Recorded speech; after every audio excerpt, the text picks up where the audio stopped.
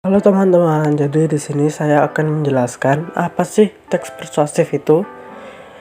Pertama-tama, kita memasuki di bagian pengertian. Pengertian teks persuasif adalah suatu paragraf yang isinya berupa ajakan atau membujuk pembacanya agar melakukan atau mengikuti yang penulis ungkapkan di dalam paragraf. Bagian persuasif, salah satu strategi yang dapat digunakan agar pesan yang ingin disampaikan dimengerti dan dipercaya oleh orang lain. Selanjutnya ada ciri-ciri dari teks persuasi. Nah, kira-kira apa sih ciri-ciri dari teks persuasi itu? Ciri-ciri teks persuasi adalah sebagai berikut, yaitu pertama, mempengaruhi pembaca dan memiliki alasan-alasan yang kuat disertai dengan data dan fakta. Kedua, meyakinkan pembacanya untuk melakukan atau mempercayai yang ditulis oleh penulis. Ketiga, menggunakan kata-kata ajakan seperti ayo, mari, lakukanlah, dan lain-lain.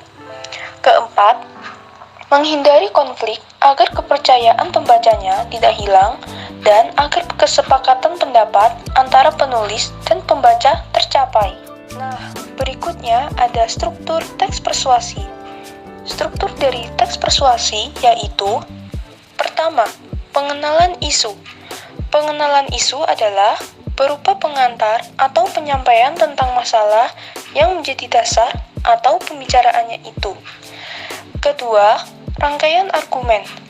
Rangkaian argumen adalah berupa sejumlah pendapat penulis atau pembicara terkait dengan isu yang dikemukakan pada bagian sebelumnya.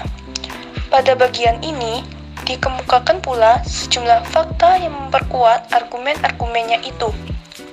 Ketiga, pernyataan ajakan. Pernyataan ajakan adalah sebagai inti dari teks persuasi yang di dalamnya dinyatakan dorongan kepada pembaca atau pendengarnya untuk melakukan sesuatu. Pernyataan itu mungkin disampaikan secara tersurat ataupun tersirat. Yang keempat adalah penegasan kembali. Penegasan kembali adalah pernyataan-pernyataan sebelumnya yang biasanya ditandai oleh ungkapan-ungkapan seperti demikianlah, dengan demikian, oleh karena itulah, dan lain-lain. Contoh struktur teks persuasif dari kelompok kami. Yang pertama ada pengenalan isu. Ayo, lestarikan literasi Indonesia. Kita masih membutuhkan banyak buku fisik.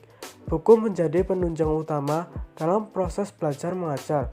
Kemajuan teknologi mengenalkan kita pada buku elektronik. Namun, peran buku fisik tidak dapat ditinggalkan begitu saja. Dunia pendidikan tetap membutuhkan buku fisik, terutama untuk wilayah-wilayah yang jauh dari pusat pemerintahan. Yang kedua ada rangkaian argumen. Tidak semua wilayah di Indonesia memiliki akses internet cepat atau fasilitas memadai. Sementara, untuk membaca satu buku elektronik diperlukan perangkat keras. Berbeda dengan buku fisik, ia dapat dipinjam dan dibaca bergiliran. Tidak perlu pergantian untuk memakai perangkat. Yang ketiga ada pernyataan ajakan. Keberadaan buku elektronik baik, namun tidak dapat diterapkan di semua wilayah. Buku fisik masih lebih efektif selama fasilitas belum merata. Oleh sebab itu, salurkan buku-buku fisik ke daerah dengan akses terbatas. Dorong pemerintah memenuhi kebutuhan buku dengan merata. Mari sama-sama memajukan dunia literasi Indonesia.